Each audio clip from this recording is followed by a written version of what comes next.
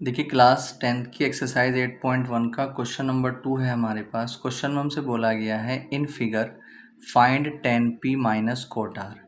एक फिगर हमें यहाँ पर दे रखी है, इस फिगर के अकॉर्डिंग हमें 10p माइनस कोट आर इस पूरे के पूरे रिलेशन की वैल्यू को फाइंड करना है। ठीक है, अब देखिए इसकी वैल्यू को फाइंड करने के लिए 10p माइनस कोट आर की वैल्यू को फाइंड करने के लिए पहले हमारे पास 10p की वैल्यू होनी चाहिए और कोट आर की वैल्यू होनी चाहिए। जब 10p और कोट आर दोनों की वैल्यू हमारे पास होगी तो हम इन दोनों की वैल्यू यहाँ पर रखकर इनकी 10p माइनस कोट आर की वैल्यू निकाल पाएंगे। तो सबसे पहला काम हम क्या करेंगे, यहाँ से 10p और कोट आर की वैल्यू को यहाँ से हम फाइंड करेंगे। ठीक है, अब देखिए इसके लिए हमें सबसे पहला काम क्या करना पड़ेगा, हमें यहाँ पर एक फिगर दे रखी है। फिगर जब भी हमें गिवन हो और उस ट्राइंगल की तीनों साइड्स अगर हमें गिवन है तो हम आगे सोल्व करना शुरू कर देते हैं, वरना सबसे पहले अगर ट्राइंगल की तीनों साइड्स में से कोई एक साइड हमें गिवन नहीं होती है तो पहले हम उस साइड को निकाल लेते हैं पाइथागोरस थ्योरम की मदद से। ठीक है, उसके बाद फिर हम इनको देखेंगे। तो अब सबसे पहला काम क्या करेंगे, in triangle P Q R हमें वैल्यू किसकी निकालनी थी, 10p और माइनस कोट आर की वैल्यू को हमें यहाँ पर फाइंड करना है। इनकी वैल्यू को निकालने के लिए पहले हमें साइड निकालनी पड़ेगी।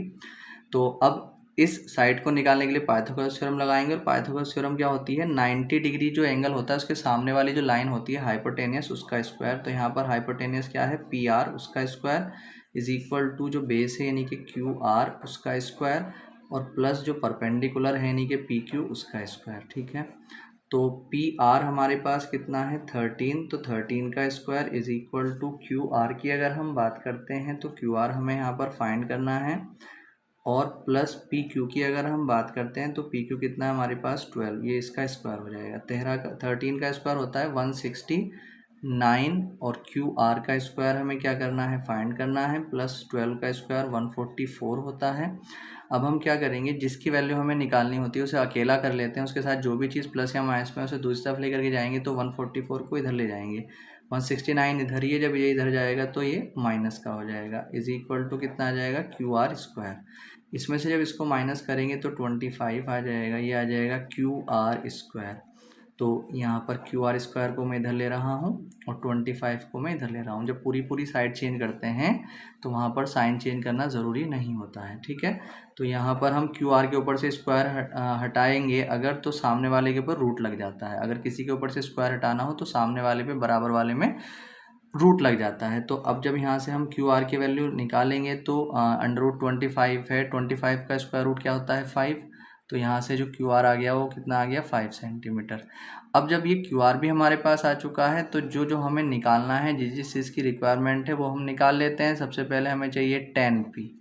अब 10p निकालने के लिए 10 का फॉर्मूला होता है परपेंडिकुलर अपॉन में बेस।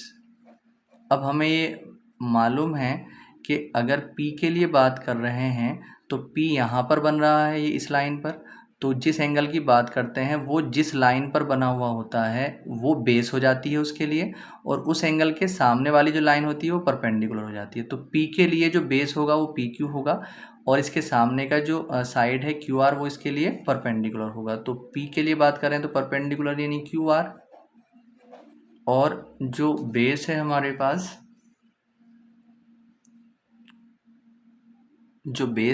पास, वो कितना है, वो है हमारे पास पी क्यू।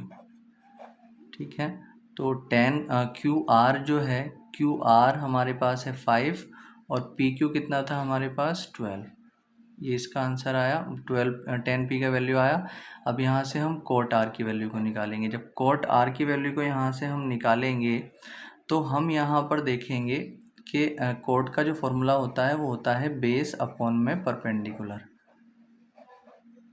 अब आर के लिए बेस क्या होगा, क्योंकि आर इस लाइन पर बना हुआ है तो बेस कौन सा होगा इसका, इस एंगल के लिए आर के लिए एंगल बेस क्यू आर होगा, और इसके सामने जो लाइन है वो परपेंडिकुलर हो जाएगी यानी कि पी क्यू। ठीक है, तो बेस यानी कि क्यू आर और परपेंडिकुलर यानी कितना, पी क्यू।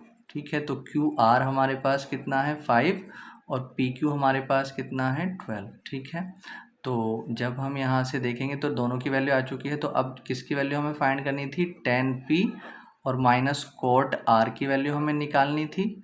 तो यहाँ पर देखेंगे 10p कितना आया था 5/12 और माइनस कॉट की वैल्यू 5/12, दोनों कट जाएंगे। कटने के बाद यहाँ पर कितना बचेगा 0। यही इसका आंसर है।